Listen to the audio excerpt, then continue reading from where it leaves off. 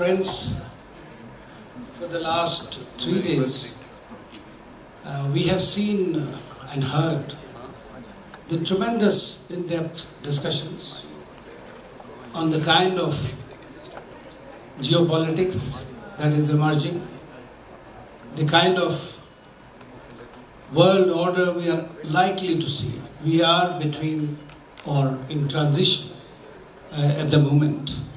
How I look at it is a very interesting way, which probably from the various discussions also emerges. Let's try to put it in 4 Ds. First is a disruption. The second D is dehyphenation among countries, technologies. Then is decoupling. And if you come to think of it, the fourth D is destruction. That is what we are looking at. If you look at the West Asia, there is a lot of diversification is also happening at the same time. What did the pandemic teach us? Which was a major challenge and which continues to be a challenge.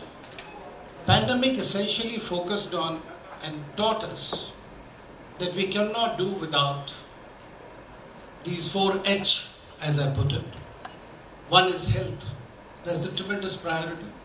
And the world had completely ignored it. No country in the world, from the poorest to the richest, was prepared or has been able to do, except India, that is unreasonably better, and much better. And then next is hunger.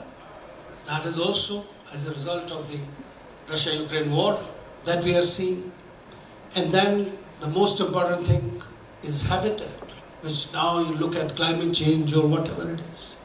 And for all this, another H, which I term as high-tech. These are all very important focuses for us. And what does the Eurasian war put us into this? Again, I look at it as 4 Fs, which are as weaponized. This is the weaponization of financial instruments that was started by the United States, and as I mentioned earlier, is likely or has already given way to an alternate financial structure. And I can share with you, it's not only that China or Russia or India or the West Asian countries are looking at it. I met a lot of, even at the India Foundation, there was a European Union, the politicians who was there. He said even the France, we are worried that if the sovereign country's wealth or foreign exchange which is in your banks can be frozen, then you have no confidence in the current so-called liberal international financial system. So everybody is now looking for themselves. And India has already signed with 18 countries on doing with Indian rupee system. So then comes the weaponization of the fuel, energy by Russia, which has caused tremendous hardships to a very large number of countries. But look at the rich countries also in the Middle East and the others.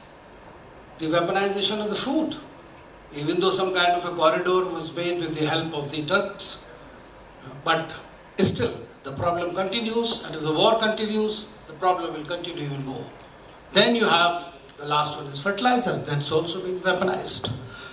So with these black swan events, what we have seen is that the challenges are immense, and that's what everybody has talked about during these discussions.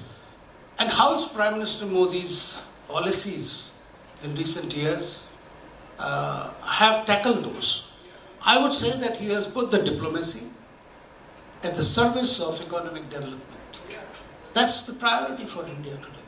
Even if we were buying oil from Russia, that is for our economic development and to keep the costs low.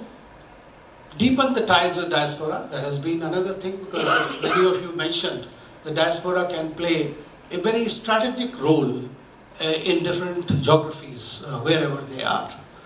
And importantly, this is attempt to end Delhi's defensiveness on the world stage.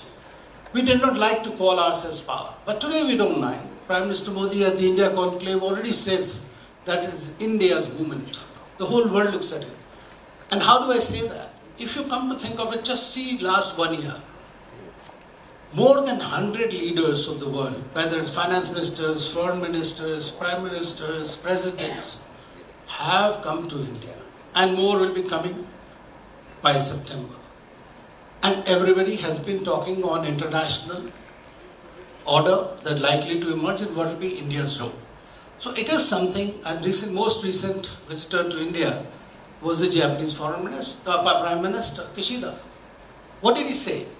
He says that India is an indispensable partner, whether it is Indo-Pacific or elsewhere.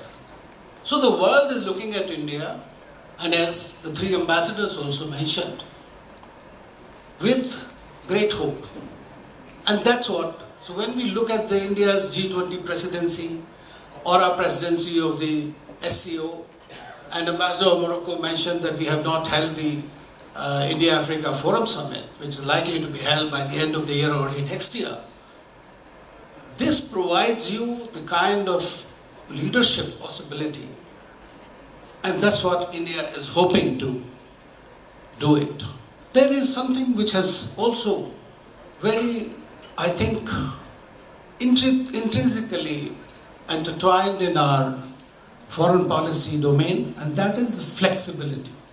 The flexibility was missing. We all have talked about BRICS, we have talked about RIC, we have talked about Quad, and we have seen that this provides you, despite continuing with your own line of action, your own priorities, with a global sense when we talk of Vasudha Kutumbakam. So that's something that is happening. So today we have partnerships with everyone. Like Prime Minister Modi, when he was in UK, he mentioned that if I feel like, I'll go to Israel. If I feel like, I'll go to Palestine. Nobody can prevent me from going to Saudi Arabia or Iran. So we are able to play along and being respected by all our partners. That does not mean we have arrived. We are still a middle power. We are an aspiring power. But today we are not ready to look at a secondary role or a subjugating role. As it is said often, that India wants to be a rule maker, a shaper of the world. And that's precisely what this G20 presidency provides us, and that's what we are looking at. And frankly, I see that China is going to be, and yesterday Rahul, my friend, he also mentioned that all our discourse happened. You cannot ignore it. And they know it. Their biggest challenge is going to be India. And I must tell you an interesting novel. I don't know how many of you have read it. There is a novel called 2034, a novel of the next World War. And the conclusion of that is that there will be a war between USA and China. It was by Juliana Grover.